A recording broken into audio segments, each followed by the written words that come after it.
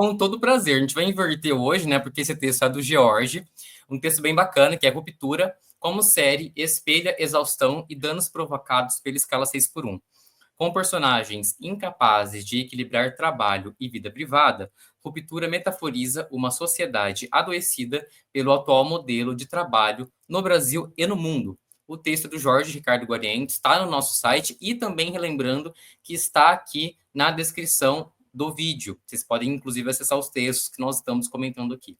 Jorge, quais são os destaques desse texto?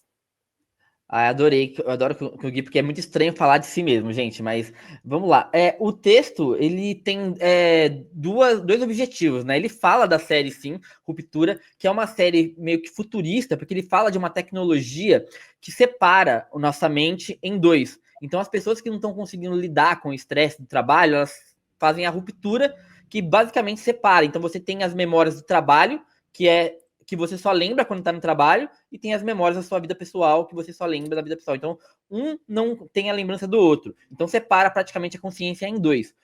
E isso é uma metáfora à exaustão do trabalho, né? Tipo, de como a gente é. E esse texto, Gui, inclusive, ele me veio na cabeça quando eu assisti a série, eu assisti a segunda temporada, eu falei, puta, cara, quem sou eu fora do trabalho? Porque, tipo, eu tava conversando com algumas pessoas e eu comecei a perceber que todo mundo falava, o Jorge jornalista, me apresentava assim.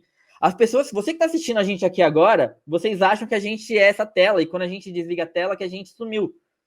Então, tipo, se a gente mesmo não entender quem a gente é fora do trabalho, como que a gente vai passar isso para as pessoas que a gente conhece, no nosso convívio? E aí me veio um outro estímulo, Gui. No texto mesmo eu falo que trago um dado de que mais de 70% das pessoas não conseguem diferenciar a sua vida pessoal do trabalho. Isso é uma constante. E aí eu comecei a fazer uma reflexão de, por exemplo, todas as minhas namoradas antes de eu me casar, eu conheci no trabalho. Eu namorei uma pessoa no trabalho, eu troquei de trabalho, eu troquei de namorada com outra pessoa do trabalho. E aí depois eu me envolvi com pessoas da faculdade. Então, tipo, sempre nesse ciclo de da onde você tá. E aí, tipo, conversando com um amigo meu, ele falou assim: ah, cara, no trabalho eu tenho que ser extrovertido e calmo, porque é assim que eles gostam, mas na minha vida pessoal eu sou tímido e eu não gosto de falar muito. E aí eu comecei a fazer essa reflexão também, porque é muito do que acontece, né? A gente se adapta tanto aos trabalhos que a gente faz, que às vezes a gente anula quem a gente é pessoalmente. Eu tava fazendo também uma outra reflexão de que eu nunca tinha ido ao cinema sozinho até 6 meses atrás. Eu sempre fui ou com amigos ou com namoradas. E aí, tipo, eu me vi, porque eu tinha que ver um filme específico por conta de um canal que eu tenho, né, sobre isso, e eu nunca tinha ido no cinema sozinho. E eu me vi lá no cinema sozinho, eu ficava, será que eu tenho que conversar com alguém aqui, puxar assunto? Porque eu nunca tinha ido, nunca tinha tido essa experiência. E é legal, foi legal, assim, uma parada de autoconhecimento. Mas, Gui, deixa você falar um pouco também, porque senão eu viajo demais aqui. Não, que isso, assim, eu acho que eu não assisti a série, até o Jorge me indicou, né? Eu pretendo ver. Ela é uma série que ela traz uma metáfora, ou uma distopia, né? Ele exagera aquela situação, exagera a história para nos fazer refletir sobre uma realidade, sobre algo que realmente está ali no nosso cotidiano. E é justamente por falar sobre essa dificuldade entre separar o que é o eu profissional e o eu pessoal é que ela se relaciona com a questão da escala 6x1. Porque as pessoas passam tanto tempo no trabalho, são 6 dias de trabalho para um dia de folga. A maioria, no caso, está atrelado aí, no caso, às jornadas de 44 horas semanais. Só que quando junta, principalmente em grandes cidades, em que as pessoas passam muito tempo dentro do transporte para chegar no trabalho, e aí lá dentro você tem também o horário de intervalo, que geralmente é feito dentro do próprio local de trabalho, ao todo aí, mais ou menos, você tem 60 horas por semana atrelado, ligado ao trabalho, se dedicando ao trabalho. E é por isso que as pessoas têm essa dificuldade de separar a vida profissional e a vida pessoal. Então, né, o que isso leva, né? Então, aqui o texto do Jorge cita estresse crônico, inclusive fala que esse estresse que é causado pela jornada excessiva, pelo estresse do trabalho, ele leva ao aumento do cortisol. E aí isso é muito importante, porque é o hormônio do estresse, e ele atua na memória. Então, a pessoa pode ter, por exemplo, déficit de memória e redução de bem-estar. E, inclusive, há também um dano que, assim, na parte cerebral mesmo, né? Então, o texto cita. Há justamente essa área ligada à memória e também a maior risco de doenças cardiovasculares. Então, é algo realmente para a gente se atentar. É, evidentemente que é aquilo, né? As pessoas têm realidades diferentes. Ninguém pode simplesmente sair abdicando da sua jornada de 6 por 1, da sua jornada de 48, 44 horas semanais, porque a realidade do país é essa.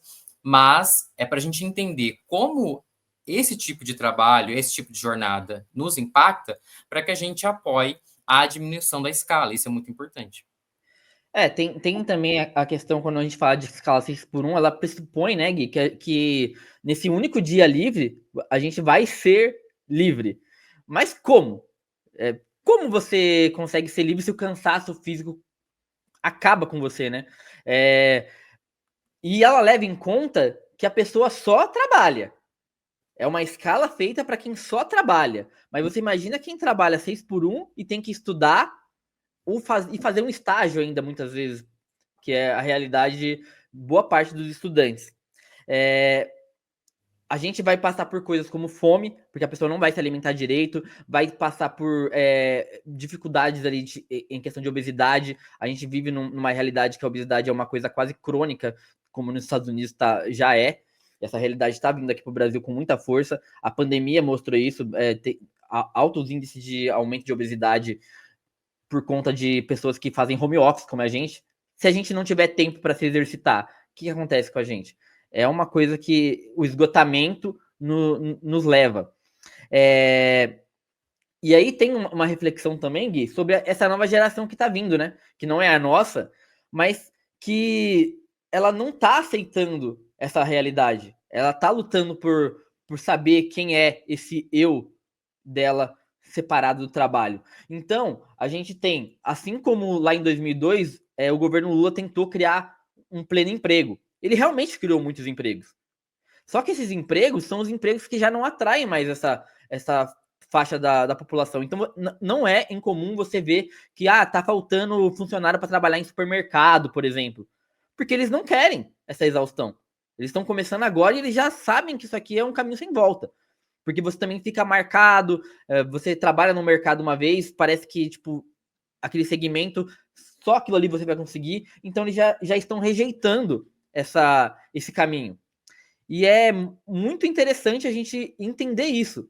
Como que a gente não enxergava esses trabalhos como subempregos lá atrás, principalmente nessa escala 6 por 1, que agora também, para quem não sabe, eles estão mudando. Inclusive, a minha esposa, ela pediu para me citar isso. Ela trabalha numa escala que se chama 5 por 2. Só que ela trabalha 12 horas, 5 dias, para folgar 2 dias na semana. Então, assim, ela tá sempre exausta. Ela tá sempre cansada. É muito difícil você descansar. E eles ainda dividem essas duas folgas na semana, né? Então, tipo, ela não tem 2 dias seguidos para poder viajar, por exemplo, fazer uma viagem na praia e voltar. É uma coisa assim, assustadora. E aí ela fala: pô, mas como que eu vou conseguir estudar para passar num concurso se eu não tenho tempo? Trabalhando 12 horas por dia. E aí, sem contar o percurso de ida e volta, né? Que vamos dizer que ela leva 1 hora para ir, 1 hora para voltar. São 14 horas do dia dela de 24. Ela tem 10 horas para dormir pelo menos 7. É uma conta que não fecha.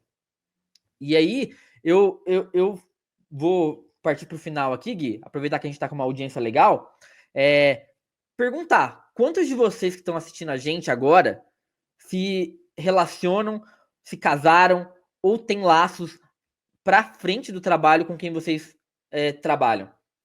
Sabe? Quantos de vocês já ouviram no seu trabalho que a empresa é como uma família? E aí você, tipo, se sacrifica por essa família como se ela fosse sua família de verdade.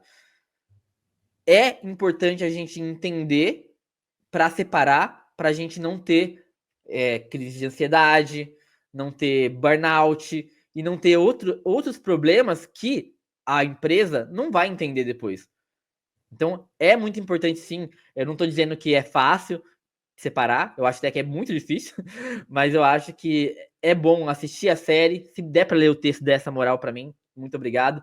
para vocês fazerem essa reflexão e tentarem encontrar o seu eu, digamos assim. Gui, mais alguma coisa? Quer girar?